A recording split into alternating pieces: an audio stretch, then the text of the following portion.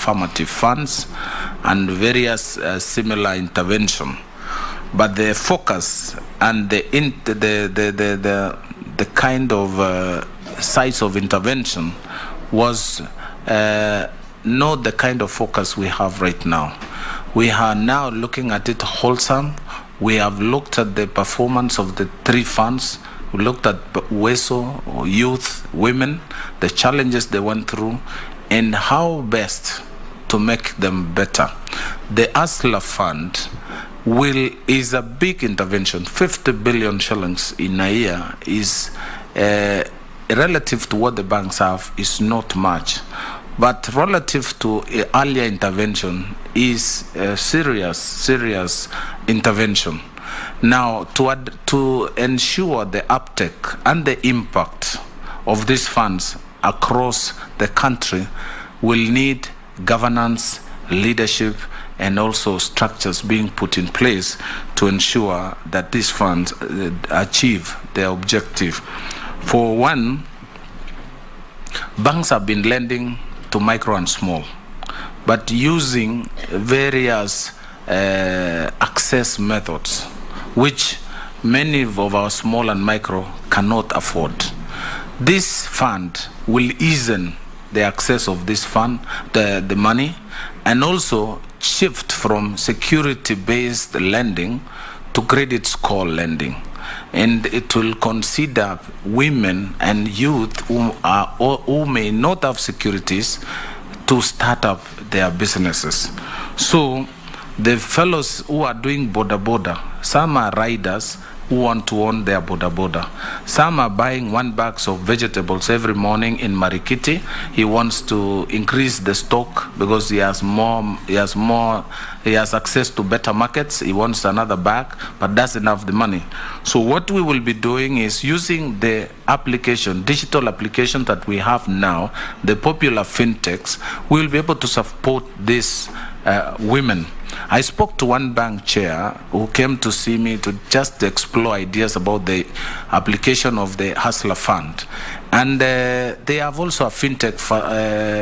They have a fintech platform that is lending, and many women in Nairobi, over 100,000 women, borrow between 15 and 30,000 at 4 a.m. in the morning. That is the time they are buying their wares. They refund this money between 4 and 8. Just around Nairobi. This is the experience, the output of the pilot that we are doing. Now, our intervention is not money. It is changing the rate of interest. That is the impact of our intervention. That these ladies will save more because we are going to reduce the rate of borrowing and also organize them to start saving for their retirement. So this fund is not just a loan. It has more. It is more than just a loan. So that is the intervention that we're having with the boda. Now on 0% rate, I think it's not practical because we need to also mentor these people. Eventually, we don't expect them to remain small and micro forever. We want them to start preparing them to borrow, build relationship, open accounts, and start growing, even going beyond Africa, beyond Kenya. So this practice needs to be inculcated at the beginning so that you pay interest. There's a cost of administration of the fund. We want to send officers to check. We want the intermediaries to participate, to recover, and to lend, to provide advisory services as the last mile of delivery of this money. So what I can assure the country is this fund will be below 10%. And we are talking between around 9, and we're still thinking of bringing it down, or those are discussions going on. It's not yet clear. We will bring this discussion to this House for your ratification. The Honorable Speaker, the national infrastructure to support MSME is a very important intervention to enable the Hustler Fund. As you say, as you drive from Nairobi to Western, you find so many Kenyans along the way in Naivasha, in Nakuru, in Torongo, in Eldoret, towards Tarbo, all the way to Bungoma. All these people, you go to Mombasa, the same. You go to Mount Kenya, the same. You go to Northeastern, the same. Those are small and micro people. Those are Kenyans. These are Kenyans who also aspire for a better living. But unfortunately, sometimes they can stay on that roadside for a whole day. To facilitate them, we would need now to create markets for this produce. We would need warehouses for this produce, and we would need cold rooms. Already, the HCDA had done some intervention, however small they are, it has assisted. But we need to scale up. And we will want to work out, once we have done the lending, we will need to work with the Ministry of Agriculture, who are doing the milk dairy. They can assess the output, and we will need to know how then can we assure the market for the produce, excess produce. On the issue of cooperative, including the logistics and export market, as I said, Chair, my output, the Ministry of MSME and Cooperative, is the input of the Ministry of Trade. So I will work with my colleague, the Honorable Moses Kuria, the CS nominee for Trade, to survey their output and also establish external markets for this produce. So we will want to work with also our embassies, to the trade officers who have been appointed, they have been posted. We need to see value. We need to get value from these people. We need to exploit the East African Community Market, which has imbalances of produce and products. We need to look at African free trade area.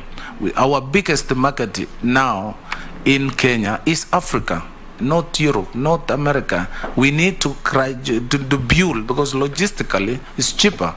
And also culturally we are similar. So we need to harness the potential of Africa first. Finally, the issue of cooperative. Chair, you can say it again. The issue of cooperative has been a nightmare. We have people who invested in big banks now, posting profits, 35 billion, 40 billion a year, but no single cooperator gets a single dividend. This has been taken over by cooperative leaders.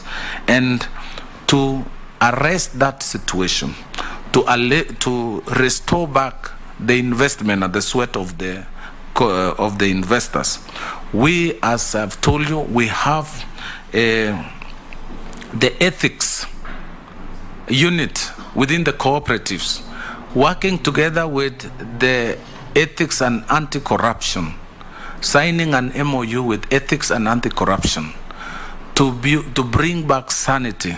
People must repay. We must recover asset. Asset Recovery Authority, working with us, will be able to restore sanity in the cooperative sector.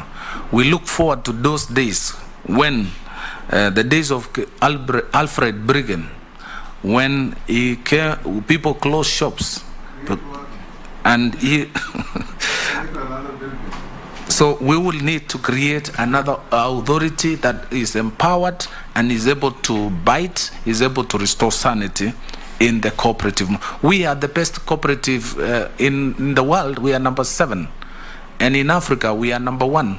We have 22,000 cooperatives with assets worth 1.5 trillion, with loans worth 1 trillion across the country. So we need to harness this.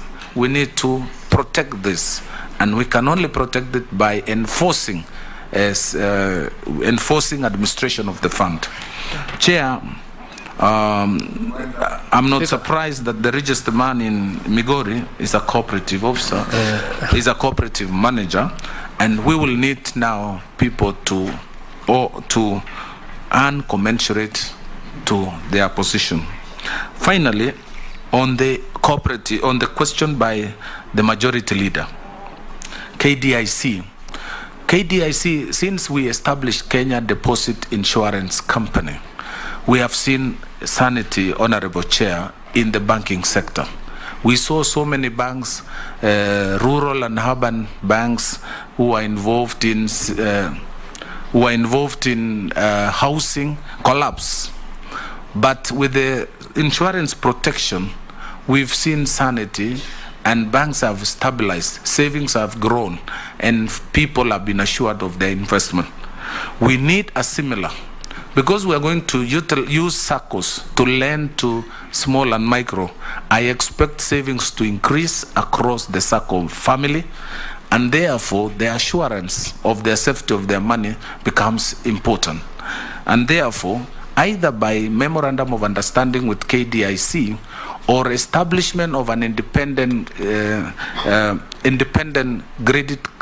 credit guarantee scheme across the SACCO will need to be established, because there will be now increased deposits by SMEs, and that exposes their savings.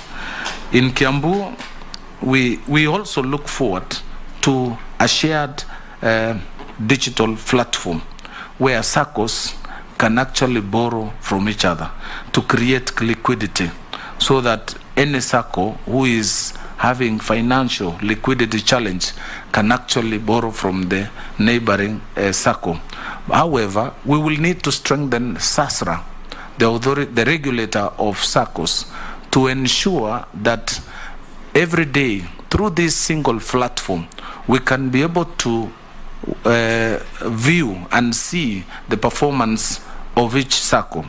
What we have seen in Echesa is 2 books of accounts, Honorable Chair.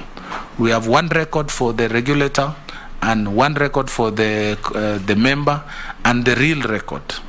When we have a common platform, we will be able, the regulator will be able to view the performance without, even before reports are filed, you will be able to see performance of each SACCO.